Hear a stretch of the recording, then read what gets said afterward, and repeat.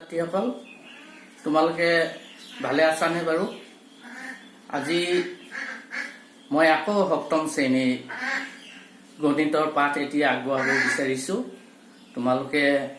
ভালকৈ মন দি শুনিবা আৰু ভিডিঅ'টো খুব ভালকৈ চাবা। এতিয়া মই সপ্তম শ্ৰেণীৰ গণিতৰ সমীকৰণ 4 নম্বৰৰ অনুশীলনী 4.2ৰ অংক দুটামান লৈছো। সেই অংক দুটা সেই অংককেইটা আমি সমাধান কৰিম। কেনেকৈনো কৰে তাকে আলোচনা কৰিম। আহা এতিয়া আমি সমীকৰণ সমাধান কৰো। ইয়াত লিখা আছে চলকটো পৃথক কৰোঁতে ব্যৱহাৰ হোৱা প্ৰথম স্তৰটো লিখা। অৰ্থাৎ চলক বুলি ক'লে এই অজ্ঞাত পদবিলাক দেখিছা নহয়, x ইয়াতো আছে, ইয়াতো আছে, ইয়াতো আছে। এই অজ্ঞাত পদবিলাককে চলক বুলি কোৱা হয়। তোমালোকে ভালকে মনত থবা। এইটো চলকটো কৈছে, চলকটো মানে এই xটো। অকল যে x এ থাকিব সেইটো কথা নহয়। xৰ বাহিৰেও অইন ইংৰাজী বৰ্ণমালাৰ সৰু ফলাৰ a থাকিব পাৰে, b থাকিব পাৰে, f থাকিব পাৰে, t থাকিব পাৰে ইত্যাদি। গতিকে সেই সকলোবোৰকে এটা ৰাশিত লগ লাগি থাকিলে চলক বুলি কোৱা হয়। এতিয়া এই চলকবিলাক কি বুলি কৈছে প্ৰশ্নটো আকৌ কৈছো, চলকটো পৃথক কৰোঁতে ব্যৱহাৰ হোৱা প্ৰথম স্তৰটো লিখা। এতিয়া এই চলকটো আমি পৃথক কৰিবলৈ হলে xৰ লগত যিহেতু 5টো লগ লাগি আছে, লগ লাগি মানে প্লাছ হৈ আছে, xৰ লগত 5টো প্লাছ হৈ আছে। এতিয়া অকল xটো আমি পৃথক কৰিবলৈ হলে কি উপায় ল'ম সেইটো মূল কথা। আমি কি উপায় ল'ব লাগিব? xটো অকলে আমি বাওঁ পক্ষত xৰ লগত +5 একেলগে আছে বাওঁফালে, আমি অকল xটো পৃথক কৰিব বিচাৰিছো। xটো অকলে পৃথক কৰিবলৈ হলে তাৰ লগত যেহেতু +5টো লগ লাগি আছে, এই +5টো নোহোৱা কৰিব লাগিব। আচল মূল কথাটো হল এই +5 এই ৰাশিটোত +5টো নোহোৱা কৰিব লাগিব। কি কৰিলে নোহোৱা হব তোমালোকে অকনমান চিন্তা কৰাচোন, কথাটো গম পাই যাবা। +5 অৰ্থাৎ ইয়াত +5 আছে, +5ক যদি -5এৰে বিয়োগ কৰি দিওঁ তেতিয়াহলে এই 5টো নোহোৱা হৈ যাব, নহয়নে? তোমালোকে চোৱা, 5ৰ পৰা যদি -5 কৰি দিলে কি হয়? সমান 0 হৈ যায়। গতিকে +5 এইটো আগত প্লাছ চিন আছে, +5ৰ পৰা -5 যদি বিয়োগ কৰি দিয়া হয় তেতিয়াহলে 0 হৈ যায়। 0 হলে এই ৰাশিটো xটো অকলশৰীয়া হৈ পৰিব, তেতিয়া পৃথক হৈ যাব। আৰু এটা কথা মনত ৰাখিবা, +5ক যদি -5এৰে যদি বিয়োগ কৰা হয় তেতিয়াহলে সমান চিনৰ সোঁ হাতৰ পদটোৰ পৰাও -5 বিয়োগ কৰিব লাগিব,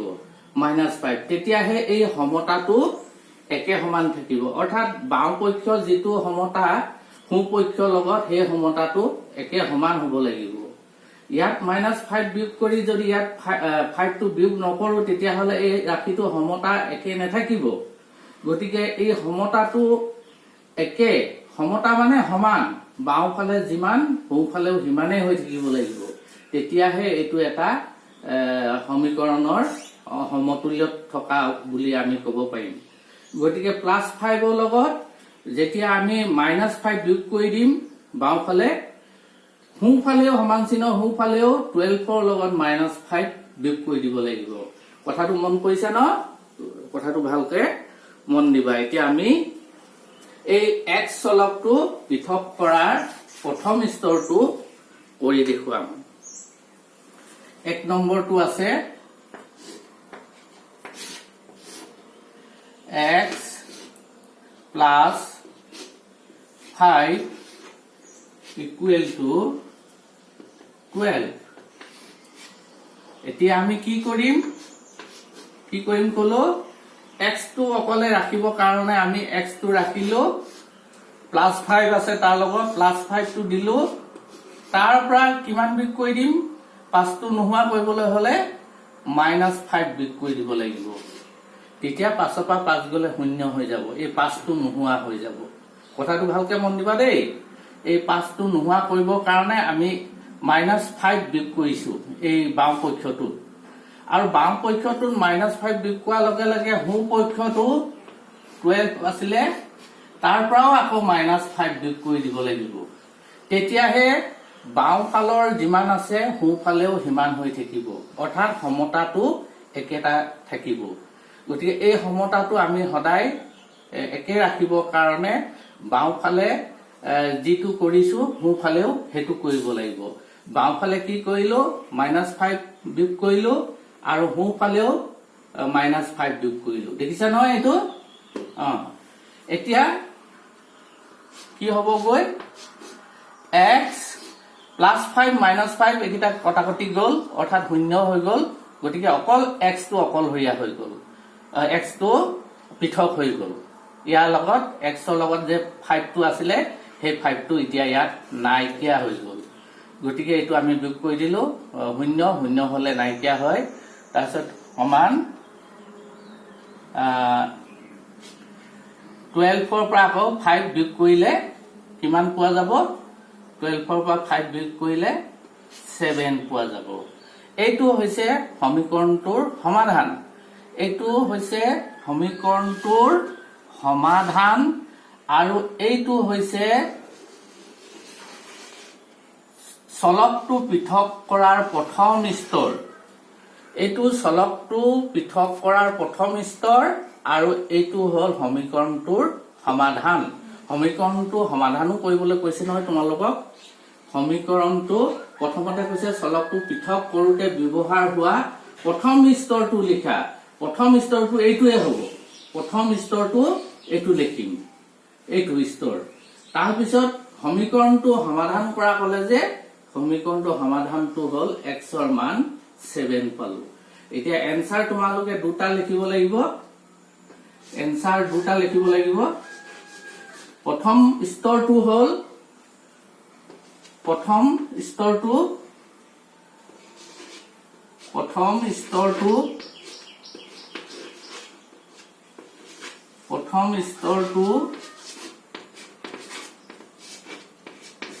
হল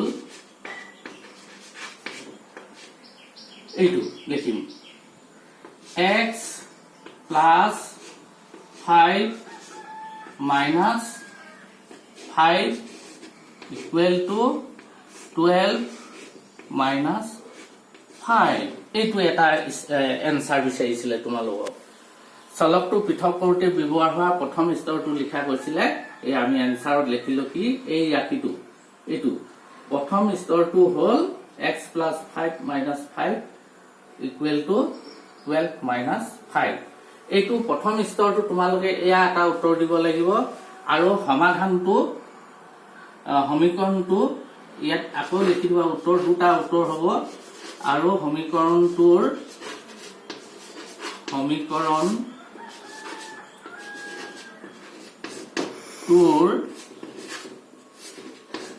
সমাধান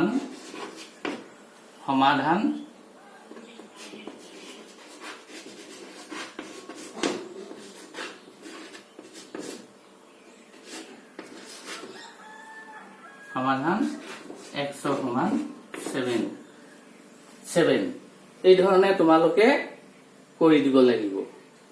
এক নম্বৰটো কৰি দিলো কথাটো বুজি পাইছা নহয় এই ধৰণে আমি অংকবোৰ কৰি যাব লাগিব ঠিক তেনেকে দুই নম্বৰটো আমি কৰিম এটো হৈছে নহয় এটো বুজি পাইছা তোমালোকে এটো মই আকৌ এবাৰ কৈ দিছো যেহেতু চলকটো পৃথক কৰোতে ব্যৱহাৰ হোৱা প্ৰথম স্তৰটো লিখা হৈছে আমি এই ৰাখিটো আকৌ লিখি ললো গোটেই ৰাখিটোকে লিখি লৈ এয়া x ৰ লগত 5 আছে যোগ হৈ আছে এই 5 টো নোহোৱা কৰি দিলে x টো পৃথক হৈ যাব অকল x থাকি যাব এই x টো গতিকে এই 5 টো নোহোৱা কৰিবলৈ হলে এটো +5 আছে নহয় +5 থাকিলে -5 দি দিবা আৰু বাও ফালে -5 দিয়াৰ লগে লগে সোঁ ফালেও -5 দিব লাগিব এইটো কথা তোমালোকে ভালকৈ মনত ৰাখিবা যদি নোহোৱা কৰিবৰ কাৰণে প্লাছত থাকিলে সেই সংখ্যাটোকে মাইনাছত লিখিবা আৰু মাইনাছত যদি থাকে সেই সংখ্যাটোক আকৌ প্লাছেৰে কৰিবা আকৌ কৈছো এইটো অংকত +5 আছে অৰ্থাৎ প্লাছত আছে 5 টো গতিকে এই 5 টো নোহোৱা কৰিবলৈ হলে -5 এৰে বিয়োগ কৰি দিব লাগিব আৰু এইটো কৰোতে এইটোকো -5 এৰে বিয়োগ কৰিবা যদি তোমালোকৰ যদি এইটো অংকত দেখিবা ইয়াত -7 আছে -7 থাকিলে এইটো নোহোৱা কৰিবলৈ হলে কি কৰিব লাগিব যেহেতু এইটো মাইনাছত আছে মাইনাছৰ বিপৰীতটো হ'ব প্লাস মাইনাছৰ বিপৰীতটো প্লাস হ'ব গতিকে ইয়াত +7 যোগ কৰি দিবা ইয়াত +7 যোগ কৰি দিলে ইয়াতো +7 যোগ কৰিব লাগিব তেতিয়া এই -7 টো নোহোৱা হ'ব আৰু x ৰ সমাধানটো পোৱা যাব কথাটো বুজি পাইছা প্লাস থাকিলে কি দিব লাগিব কলো মাইনাস দিব লাগিব প্লাস থাকিলে হে সংখ্যাটোকে মাইনাস দি বহুৱাব লাগিব হুফালেও বাওঁফালেও হুফালেও আৰু মাইনাস থাকিলে প্লাস দিব লাগিব বাওঁফালেও আৰু হুফালেও হে সংখ্যাটোকে দিব লাগিব তাৰপিছত আকৌ এইটো কি আছে 3 লগত x টো একো চিন দেখুৱা নাই ইয়াত একো চিনে দেখুৱা নাই একো চিন দেখুৱা নাথাকিলে তোমালোকে ইয়াত পূৰণ আছে বুলি ধৰিব লাগিব পূৰণ একো চিন নাথাকিলে এটো পূৰণ আছে বুজা যায় গতিকে পূৰণ থাকিলে তোমালোকে তাৰ বিপৰীতটো হ'ব হৰণ কৰি দিব লাগিব হৰণ কৰি দিলে অৰ্থাৎ ইয়াত 3 আছে নহয় 3 এ হৰণ কৰি দিলে 3 এ ঠিক হৰণ যাব গতিকে কটাকটি যাব এই নোহোৱা হৈ পৰিব 3 টো এতিয়া আমি 2 নম্বৰ অংকটো আকৌ কৰি দেখাও এটো হৈছে নহয় বুজি পাইছা এটো মহাই দিছো এতিয়া 2 নম্বৰ অংকটোলৈ গৈছো 2 নম্বৰ অংকটোত আছে x - 7 = 0 এতিয়া ইয়াত -7 আছে -7 টো নোহোৱা কৰিবলৈ হলে কি কৰিব লাগিব কৈছো +7 যোগ কৰি দিব লাগিব x - 7 +7 আৰু বাওঁফালে যেতিয়া +7 যোগ কৰি দিলো সোঁফালেও +7 যোগ কৰিব লাগিব এই 0 আছে সোঁফালে প্ৰথমতে 0 লগত +7 যোগ কৰি দিব লাগিব এইটো হল সমীকৰণটোৰ x চলকটো পৃথক কৰাৰ প্ৰথম স্তৰ এইটো এটা উত্তৰ লিখিবা তোমালোকে এইটো উত্তৰ লিখিবা প্ৰথম স্তৰটো এইটো লিখিবা মই ইয়াৰ আগত লিখি দিছিলো নহয় সেই ধৰণে তোমালোকে এইটো প্ৰথম স্তৰটো লিখি দিবা তাৰ পিছত সমাধানটো কেনেকৈ কৰিবা যেহেতু -7 আৰু +7 দুইটা এটা মাইনাস এটা প্লাস গতিকে b সদিক হৈছে b সদিক হলে বিয়োগ কৰিব লাগিব বিয়োগ কৰিলে হাতৰ পৰা হাত গলে 0 অৰ্থাৎ এই দুটাৰ মান 0 হৈ গল থাকিলে অকল x টো পৃথক হৈ গল সমান 0 লগত হাত যোগ কৰিলে কিমান হ'ব 7 হ'ব 0 লগত হাত যোগ কৰিলে এইটো হল সমীকৰণটোৰ সমাধান তোমালোকে দুটা উত্তৰ লিখিবা এই হাইটো লিখিবা প্ৰথম স্তৰটো আৰু দ্বিতীয়ত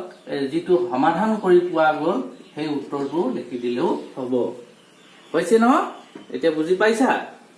তাৰপিছত আমি 3 নম্বৰ অংকটোলৈ গৈছো 3 নম্বৰ অংকটোলৈ গলো 3 নম্বৰ অংকটোত আছে 3x = 42 এতিয়া মই কৈছো x ৰ লগত 3 টো এনে ধৰণে লগ লাগি আছে দাই মাজত একো চিন দেখি নাই পোৱা একো চিনে দেখা নাই একো চিন নাথাকিলে তোমালোকে সদায় মনত থবা মাজত পূৰণ চিন আছে মাজত কি চিন আছে পূৰণ চিন গতিকে পূৰণ থাকিলে অৰ্থাৎ 3 টো x ৰ লগত পূৰণ হৈ আছে পূৰণ হলে পূৰণৰ বিপৰীতটোৱে কৰিব লাগিব পূৰণৰ বিপৰীত কি হৰণ নহয় নে বাৰু গতিকে পূৰণৰ বিপৰীত হৰণ গতিকে কিহে হৰণ কৰিবা এই 3 টো নোহোৱা কৰিবলৈ হলে 3 এ আকৌ হৰণ কৰিব লাগিব যেহেতু 3 এ 3 হৰণ কৰিলেহে 3 টো নোহোৱা হ'ব অৰ্থাৎ 3 এ 3 কটাকটি যাব গতিকে আমি কি কৰিলো এই অংকটোত কি কৰিলো 3 এ 3x হৰণ কৰি দিলো এই চোৱা তিনিটো নোহোৱা কৰিবৰ কাৰণে পূৰণ হৈ আছে যে পূৰণৰ বিপৰীত প্ৰক্ৰিয়াটো হৈছে হৰণ গতিকে বিপৰীত প্ৰক্ৰিয়া অৰ্থাৎ ইয়াত 3 থকাৰ কাৰণে 3x অৰ্থাৎ 3x হৰণ কৰিছো হৰণ কৰিলে এইটোৱে কটাকটি যাবগৈ এনেকৈ কাটি দিলেও হয় কাটি দিবা আকৌ ইয়াত 3 হৰণ কৰাৰ লগে লগে বাওঁফালে 3 হৰণ কৰাৰ লগে লগে কিন্তু তোমালোকে কেতিয়াও পাহৰি নাযাবা সোঁফালেও সংখ্যাটোক সেই 3 হৰণ কৰিব লাগিব ইয়াত যেহেতু 3 হৰণ কৰিছো নহয় ইয়াতো 3 হৰণ কৰিব লাগিব 42 টো ওপৰত পাতিব লাগিব কথাটো বুজিছা নহয় এতিয়া এইকেইটা কটাকটি গ'ল গতিকে x টো আমি লিখিলো সমান 342 হৰণ কৰিবলৈ কৈছে হৰণ কৰি দিয়া 342 হৰণ কৰিলে কেইবাৰ যাব 3 21 হৰণ কৰিলে 42 হৰণ কৰিলে 3 14 42 নহয় নে বাৰু গতিকে 3 42 কেইবাৰ গ'ল 14 বাৰ গ'ল 3 14 42 গতিকে x ৰ মান কি হ'বগৈ এতিয়া x ৰ মান 14 এইটো হল সমীকৰণটোৰ সমাধান আৰু এইটো হল সমীকৰণটোৰ প্ৰথম x টো পৃথক কৰাৰ প্ৰথম স্তৰ কিন্তু প্ৰথম স্তৰটোত তোমালোকে এই কটাকটিবোৰ দেখুৱাই নিদিবা ইয়াত অংকটো সমাধান কৰোতে কাটি দিলো গতিকে উত্তৰটো লেখোতে মই আকৌ লিখি দিছো এনসাৰ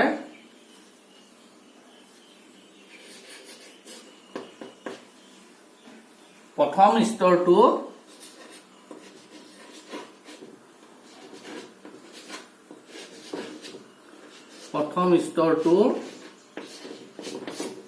কি লিখিবা প্ৰথম স্তৰটো লিখিবা তলত 3 হৰণ কৰিছা 3x তাৰ পিছত সমান চিন আছে এইটো আকৌ 3 হৰণ কৰিছা 42 এইটো প্ৰথম স্তৰটো ইয়াত কাটাকাটি আছে কাৰণে মই পুনৰ আকৌ লিখি দিছো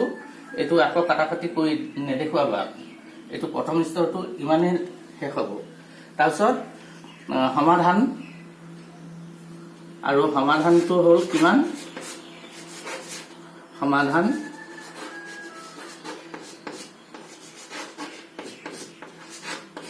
সমাধানটো কি পালো x ৰ মান 14